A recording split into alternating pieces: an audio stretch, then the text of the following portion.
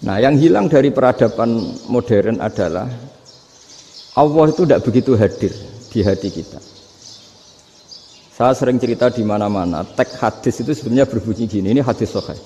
Mangka na yu'minu billahi wal yaumil akhir falyukrim jarahu. Ada yang falyukrim jarahu dhaifahu, ada yang falyakul khairan aw yasmut. Siapa yang iman dengan Allah dan Rasul maka harus memuliakan tetangganya, memuliakan tamunya. Dulu itu ada seorang ulama dipanggil anak muda, dibully dari sekarang. Wahai kiai, datang ke rumah saya. Datang kiai itu. Setelah sampai ke rumah orang itu, silakan kiai kembali ke rumahnya. Saya tidak butuh kiai. Kiai itu dengan riang kembali. Setelah di rumah dipanggil lagi. Pak Yai, silakan datang ke rumah saya. Datang lagi. Ya senyum-senyum kiainya santai. Wah, nggak jadi butuh Pak Yai. Silakan kembali lagi. Sampai 3 kali. Oh itu kalau rektor digitukan marah itu. Dosen marah. Kiainya santai. Santai, senyum-senyum, rileks. Ketika ditanya, kenapa Pak Yai tidak tersinggung? Jawabannya unik. Anak muda, saya ini senang sekali nuruti perintah Allah, disuruh menghormati tetangga. Sehingga ketika Anda manggil, ya saya datang. Ketika Anda nyuruh pulang, ya saya pulang. Saya senang sekali nyenangkan tonggo. Dan itu perintah Allah, jadi tidak ada hubungannya dengan kamu. Wah, pemudanya nangis minta dimaafin. Kalau kita kan enggak, kita ini dosen, kiai, mungkin kita doktor, mungkin kita profesor. Tapi kita ini sering didikte oleh orang bodoh. Kalau orang bodoh itu jengkel, lo kita ya jengkel. Lo kamu jengkel, dijengkelkan orang bodoh itu namanya terdikte. Itu bodoh apa pinter? Oh itu tidak pinter sama sekali. Kalau betul-betul kamu pinter, hanya bisa didikte oleh Allah Subhanahu wa Ta'ala. Jadi antara hukum Allah apa? Wa ahsin man asa'a ilaika, berbuatlah baik sama orang yang berbuat buruk sama Anda. Itu dikteannya Allah. Kalau dikteannya orang-orang bodoh kayak dimangkel ben mangkel, terus kamu mangkel. Itu bodoh apa pinter? Nah, problem kita kekinian adalah wong pinter wong bodoh itu podo-podo bisa didikte oleh sekelilingnya. Terus karuan wataknya perempuan seperti itu, wataknya anak-anak seperti itu, kita didikte. Anak-anak jengkelin kita mangkel, berarti kita didikte oleh orang bodoh. Makanya agama itu unik, kadang ngendikan wa ahsin man asa'a ilaika, kadang wasil man qata'aka, sambunglah orang yang memutus kamu. Karena dengan demikian kita hanya didikte oleh Allah Subhanahu wa Ta'ala, bukan didikte oleh hukum sosial.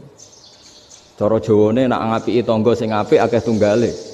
Berbuat baik sama yang berbuat baik pada kita itu mbok orang fasik ya seperti itu, maling ya seperti itu, sama. Tapi kalau berbuat baik sama orang yang berbuat jelek sama kamu itu baru luar biasa. Dan memang teksnya hadis wa ahsin man asa'a ilaika, berbuat baiklah sama orang berbuat buruk sama kamu. Jadi enggak boleh orang didikte. Makanya ngaji di sini diantaranya saya akan cerita dalam sebuah hadis sahih, dalam hadis hasan yang diriwayatkan Imam Tirmizi, ada kalimat dari Rasulullah sallallahu alaihi wasallam. Dawe Nabi, la takunu imma'atan taquluna in ahsanan nasu ahsanna wa in dzalamu dzalamna walakin watti'u anfusakum in ahsanan nasu an tuhsinu wa in asa'u alla tazlimu. Kamu jangan jadi orang yang mudah diombang-ambingkan oleh orang sekeliling kamu, yaitu kamu mengatakan jika orang baik ke saya akan baik, jika orang buruk ke saya juga akan membalas buruk. Itu namanya Anda didikte. Tapi berkomitmenlah kamu akan berbuat baik meskipun orang lain berbuat buruk. Nah sekarang logika sosialnya begini. Kalau di Indonesia itu ada 1000 kiai, ada 1000 profesor yang ingin membenahi Indonesia. Rata-rata orang awam itu semau gue. Terus mereka mendikte kita. Perilakunya enggak simpatik, perilakunya jengkelin. Terus 1000 profesor ini ikut jengkel. Itu kira-kira jadi solusi apa goblok bareng? Sama 1000 kiai ini ikut jengkel, ini jadi solusi apa goblok bareng? Goblok bareng. Nah problem sekarang kita ini biasa didikte orang bodoh. Nah makanya ciri khas orang muslim itu kata Nabi, mangkana yu'minu billahi wal yaumil akhir. Jadi baik tetangga karena perintahnya Allah dan Rasul. Pentingnya apa? Bedanya karena berbuat baik ini perintahnya Allah, mbok tangga apik lah kita tetap apik karena perintahnya Allah dan Rasul. Begitu juga dengan hubungan dengan istri, dengan anak. Bojomu lagi cerewet lah ya tetap apik.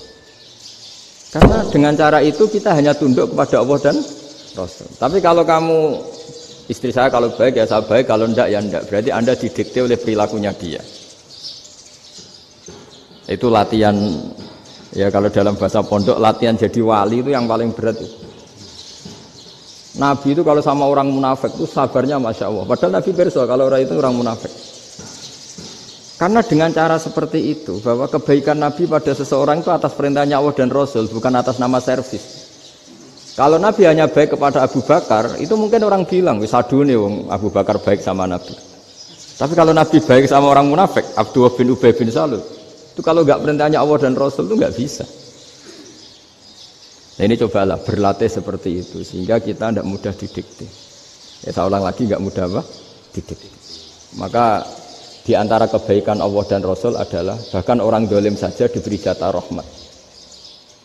Makanya tadi seperti mukadimah yang dibaca Pak Haris tadi, agama ini rahmatan lil alamin. Orang yang dolim saja dapat jatah apa?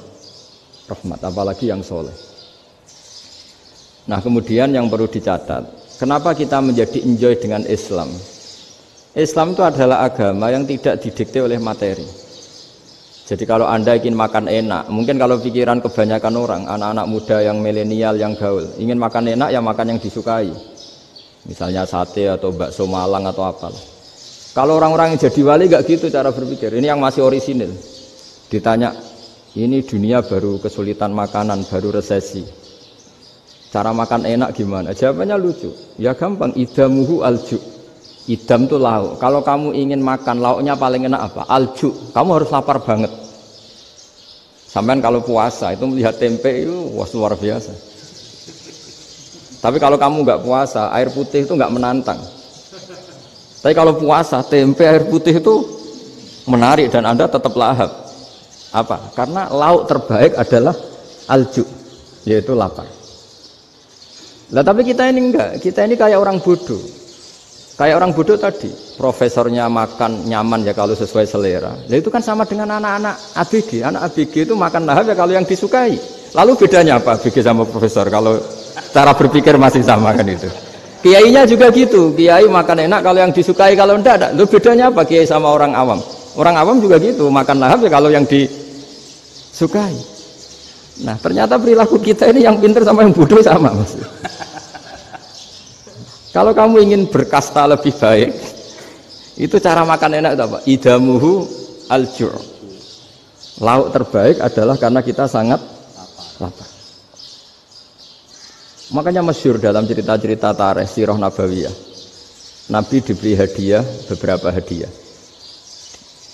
Di antaranya ada yang diterima, ada yang enggak. Termasuk yang dikembalikan itu dokter. Ada seorang raja memberi hadiah Nabi dokter Tobit. Itu sama Nabi dikembalikan. Karena dokter ini sudah lama kumpul Nabi itu gak pernah sakit. Akhirnya dokter ini putus asa, ini gak perlu diobatin. Ketika ditanya, kenapa ya Rasulullah engkau gak pernah sakit? Karena kita ini kaum, kita ini komunitas masyarakat yang tidak akan makan kecuali lapar. Dan kalau sudah makan berhenti sebelum kenyang. Jadi sederhana sekali pengobatan zaman Nabi. Sebagian besar penyakit itu pasti disebabkan kita ceroboh dalam hal makan. Sudah ngerti kalau durian masalah, kalau makan durian enggak kehitung gitu. Apalagi kalau gratisan itu tambah banyak. Gitu. Pola tidur juga gitu kata Nabi, dan kita tidak tidur kalau tidak sangat ngantuk. Nah, itu namanya orang-orang soleh yang sudah ada didikte materi. Kalau yang didikte materi kan bisa tidur nyenyak kalau kasurnya enak, AC gini-gini. Sebenarnya enggak, tidur enak itu ya kalau sangat ngantuk. Mbok di gudang, mbok di bis, kalau sangat ngantuk ya semuanya ya enak. Sama, mbok lapar, mbok hanya tempe, tapi kalau sangat lapar itu ya enak. Nah ini ilmu yang mulai hilang, ilmu-ilmu yang mulai hilang.